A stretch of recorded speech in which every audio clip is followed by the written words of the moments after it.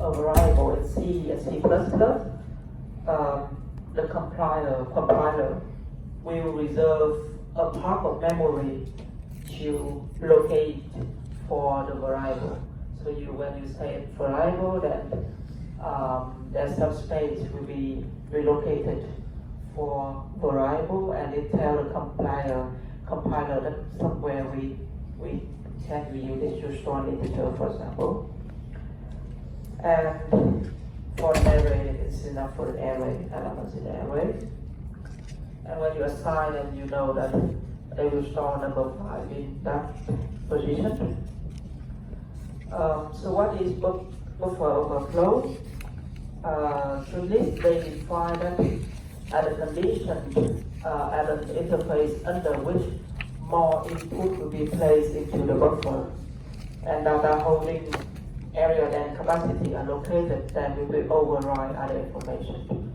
So you have a buffer, and then if there are more input, and so you located data located the buffer for some variable, and if your input is more than what you allocated, then it's override other part.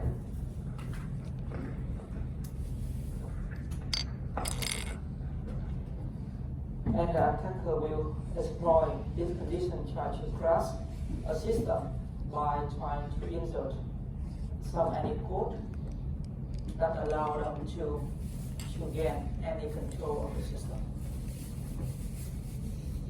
And we will look at some examples.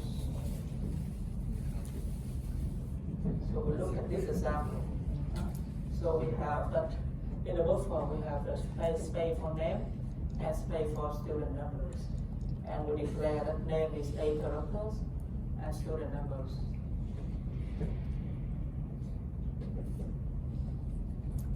So we enter it, but then we see what happened.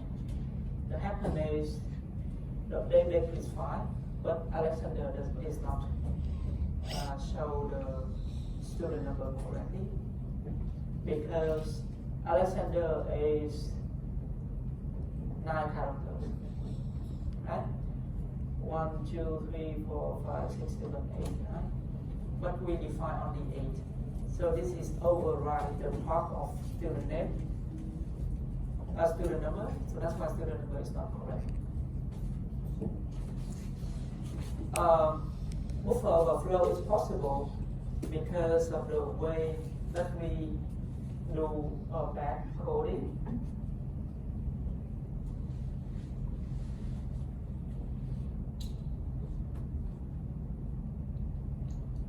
We don't have any way to control the animation. Okay, and this happened only for the C and C++ and assembly, and others like higher Java or C, so it doesn't have any problem. So only problem with C and C++. And the attacker, they will exploit the buffer overflow in the code, and buffer overflow can do a lot of things. They try to crash the system, so that is attack for your availability. You cannot use it. They may try to modify data, so this attack again the integrity, or they try to read some sensitive information, so this is attack against confidentiality. In some cases, attacker will try to exploit the program that is running at your account, so privileged account, set root and domain administrator. Then they will use those privilege to reach some places that they are unable to reach. So we will see some examples. So this is the example that we declare the buffer in 255.6, but then we make it run up to 512, right? So it's more than what it can handle. And we can fix by checking the length, so checking the input. If the input is, if the I is greater than this, then we just stop.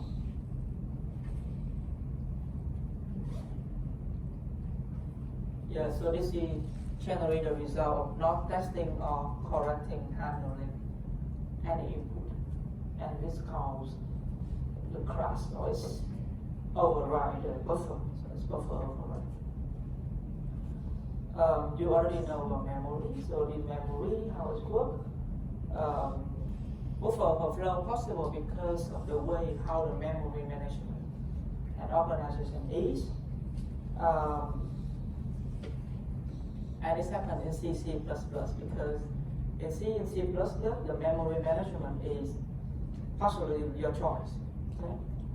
In others, they have a kind of testing the input. And they mostly attack again the stack. And also they can attack also the heap as well. So here is, you already know about how the memory they organize, and they have a stack and heap, they have a spare memory, and the stack here is, they will store some contain the stack frame associated with some function call, and the frame will contain information like return address, local variables, and function arguments, and the stack will go down, and heap will go up in the organization of memory. And for function call, then if you have a function P, that they are calling function Q. So normally that is what they do. So first the function P, they will push the parameters to the stack, and then they execute the call function Q. And when the function Q is called, they also put the current frame pointer value into the stack, and then set the frame pointer to be the current stack pointer, and allocate the space for local variables, and run the program. And when it exists, delete the space that's saved for local variables, and pop up the old frame pointer and so on. So this is how the function call work. So we may try to look at examples. So we have a function and we have a function call. And then here is how it's organized in memory. It's put the buffer in the buffer 1 here, buffer 2 there, return pointer here, and the function argument in the bottom. And the field direction is down. So this is the critical point. And when we go wrong and we try to do it like, so this is fine. This is what we do, and we see why it. So the field direction they will go down. But look at this example. We have function, we have variables, and we have a function, other function. So we input the string, and then we run the function call. And then you see this is the string copy, and this copy the string into the buffer. But the string is greater than 16 bytes, and the buffer is just 16 bytes. So it's override the return point. Okay, so function call, and then you have this, and then this will override the return pointer. So the problem is this function in C++, you see. So what you do when you already overwritten the address of return pointer, so you cannot get back to the correct location anymore. So the program will stop. But if you are an attacker, you may not only try to stop the program, you want to do more. You may have two variables, like the example that you see earlier, and change one to another. You might also change the pointer to any specific value. And what is specific value? That may be some address of a function that you want to run. But the code may not exist, then you can write the code and play this cell to the in the buffer overflow area, and then you override the return address, so it will point back to the buffer and execute your code. And so in this way that you try to make it buffer overflow, and it will point back to your code, and your code is executed. causing any stack overflow, we often call them smashing the stack. So this is what I explained earlier. We have return pointer is overwritten, and then it's onto some code that you inserted and it's execute your code. So there's several types of attack that we would like to recall. First, the denial of service attack, because too much data to the memory will make the stack be overwritten. So if enough information can be overwritten, then the system cannot function well. So you see that the system might be crashed. And so this is an example of denial of services attack, or try to gaining some asset. So an attacker can override just enough the stack, not override whole, and then just enough to override the return pointer, make the pointer point to the code that you inserted, and then execute it, and then you may get the asset to the system. And then because this is a problem in C, so C and C++, they have several functions that you may be careful when you do implementation. So here is an example. The solution. And then you have white, and you may have a look more detail in the book that storing in cloud. At first, the stack is fine, and you have a return address of XCC. And when you run it, here is look like this. So this is overwritten the return pointer. Return pointer is even now is overwritten. Okay, because you put a lot of input. Okay, so if you say that the stack overflow, they encounter a problem and then crash the system, and you have to stop it. So you may want to see more in examples. Okay. So, and you run it again, that is the perfectly the same. That's what is going on Z. Okay, so this is the point of buffer overflow. Try to make the buffer overflow, either you try to crash the system, stop availability, or you try to override the return pointer to point to your code so that it executes when you get access to the system. And how to prevent it? Of course, buffer overflow is because of poor coding, and this is the vulnerabilities is inherent in your code. Maybe because you're poor implementation or you don't check it carefully. So there are two sides to address this. So if you are a developer, you need to make sure that you have a secure code. If you are a user of software, anything can be done to protect against this. Must be done external to the software application, unless you have softcode that you can recode an application correctly, but normally you don't want to recode the application because you are just user. Okay, so if you are a developer, then you need to write secure code.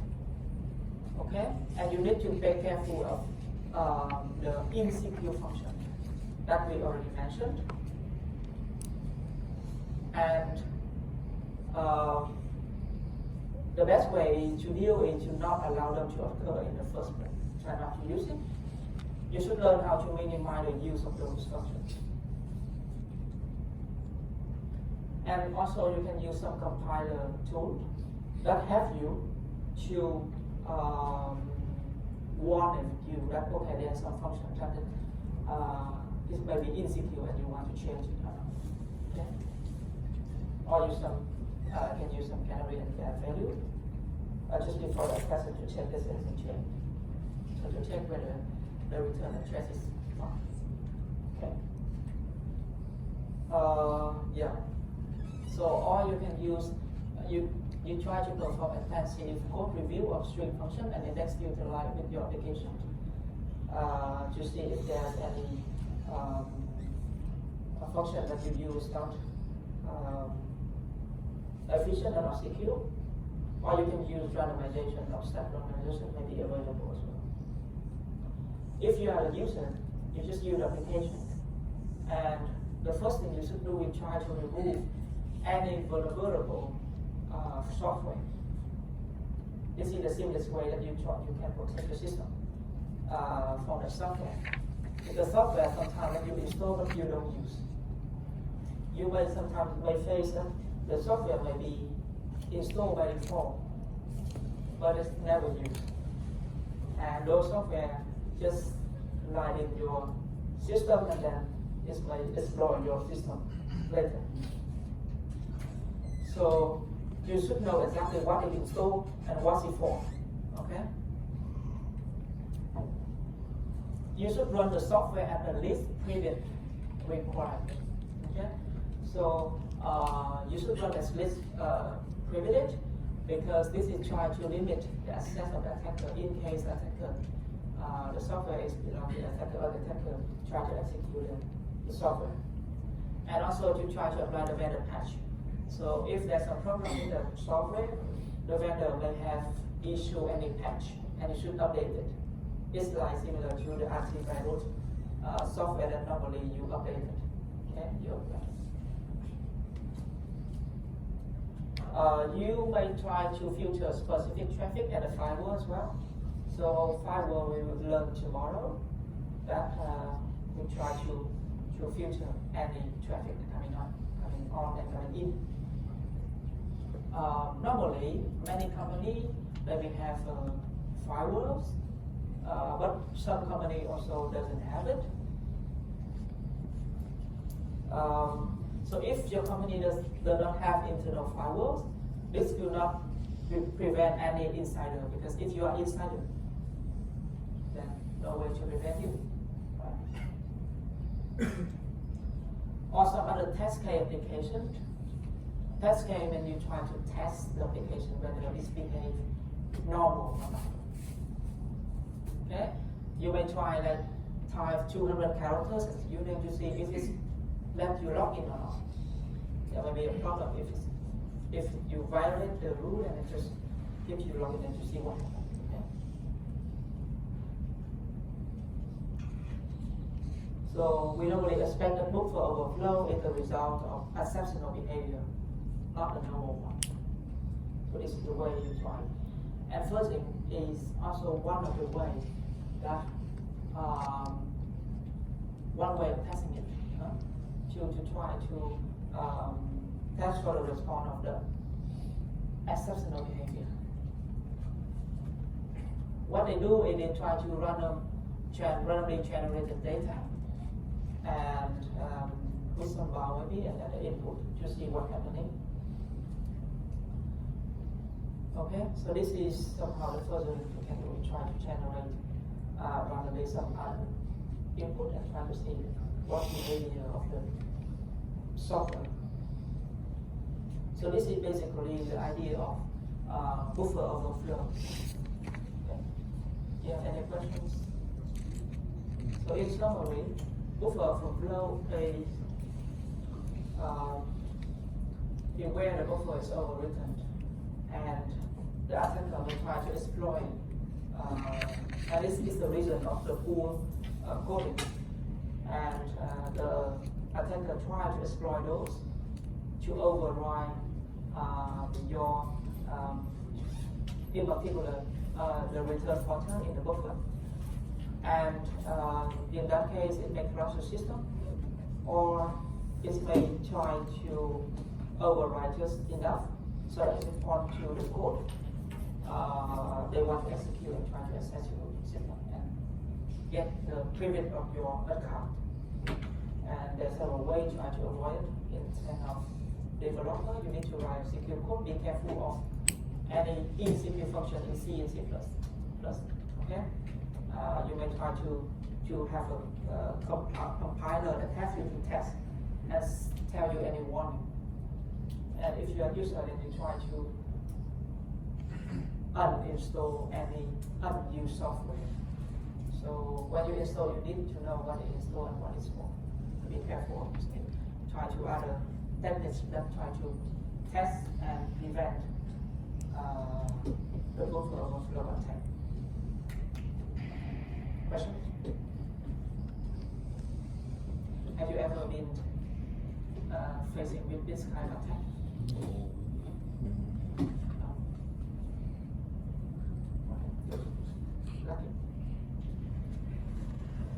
so this is basically what yesterday I should have covered, but I couldn't. So sorry about for yesterday. Okay, so this is about buffer overflow. If you have no question, then we have 5 minutes left and we'll move to a new lectures. Okay. Once again, I uploaded SM2. So tonight you may have a look, and you don't want to have it.